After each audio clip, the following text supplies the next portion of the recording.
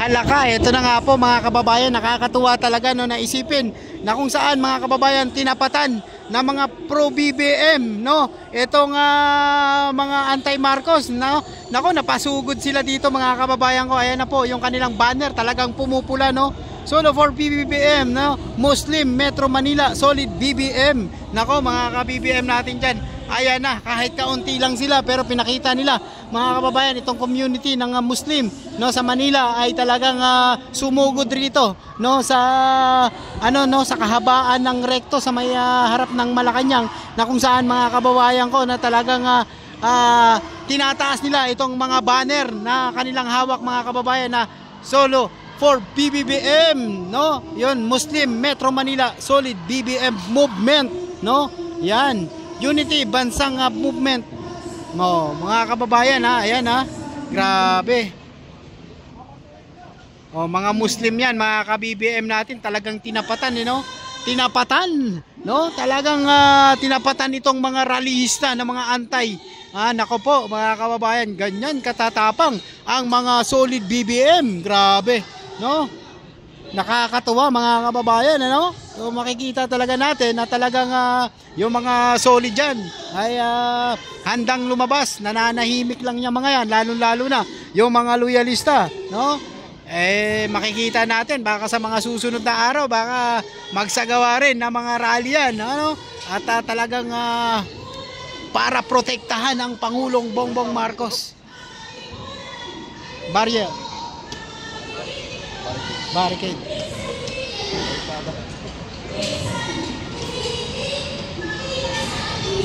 Grabe no. Ngayon hindi lang sila makapag-ingay gawa kasi ng wala silang malakas na microphone, pero mga kababayan pinapakita nila no sa atin na talagang andito pa rin, tumitindig pa rin no yung mga kasolid BBM no. Ayan si nanay nag-iisa mukhang loyalista ito, mukhang nakikita ko to lagi sa rally. Nanay, ayan si nanay tingnan natin si nanay, ayan grabe nakikita nyo ba si nanay mga kababayan? Talagang hawak na hawak ang banner mga ka-BBM natin dyan, solid na solid. Ayan.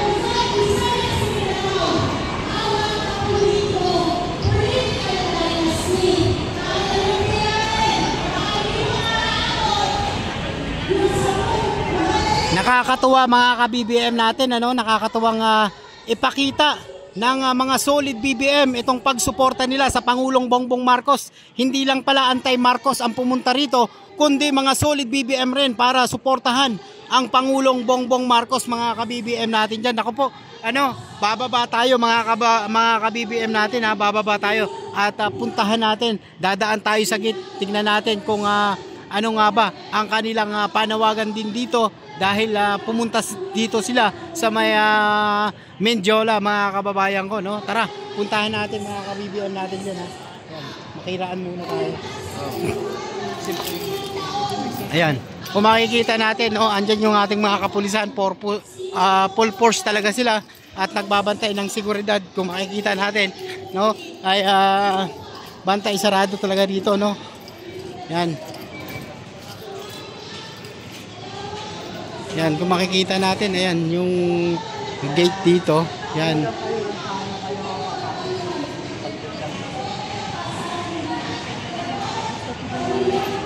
Try natin magpaalam no kung makakadaan tayo. Tingnan natin kung ano tayo.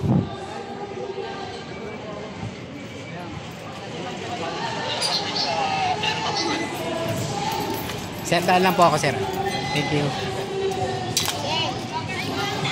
Alright, so nakalabas tayo ka-BBM natin. Ayan, kung makikita natin, mag-interview tayo dito, ayan.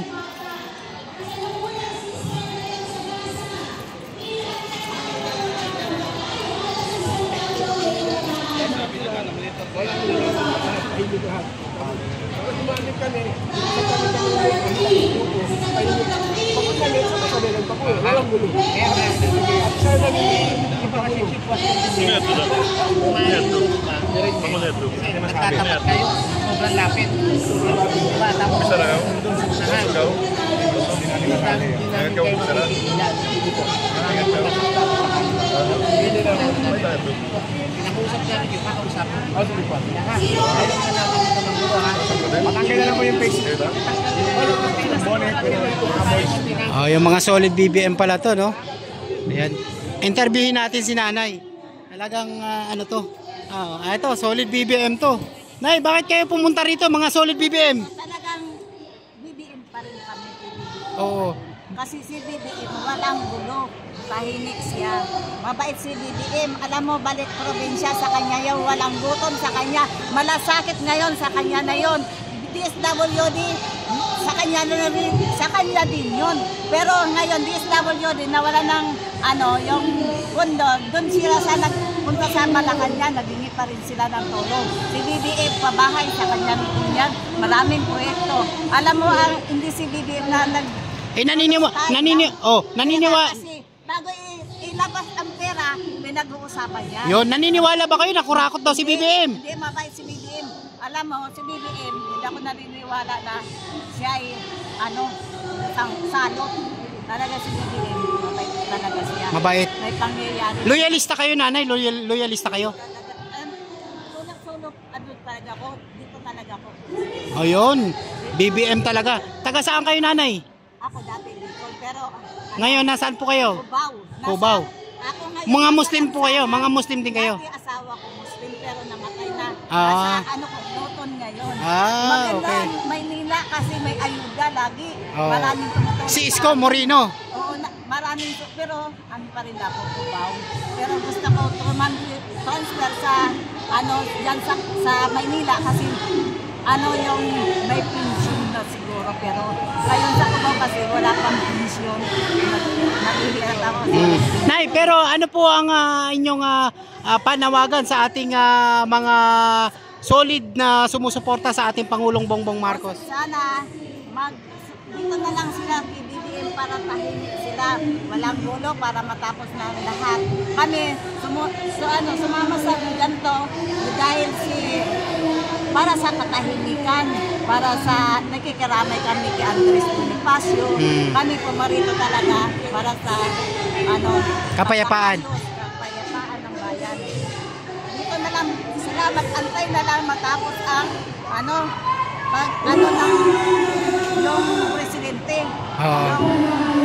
Tapos ng 2028. Oh, yan mga kababayan, sabi ni Nanay mag-antay daw kayo, natapusin ninyo ang termino ni BBM. Sila lang naman ang gugulo. Oh, 'di ba? Sila lang daw ang nanggugulo. Hindi nila alam yan. Oh. Sinisiraan lang siguro. Oh, sinisiraan lang daw si BBM mga kababayan Pero dapat hindi yan nakakausap kung bakit namatay. Oh. Nasa kanya naman yun. Kung ano yung natin niyang gawin. Hindi nakakausap naman matulog. Thank you, Nay, Thank you. Yun, thank you. Grabe.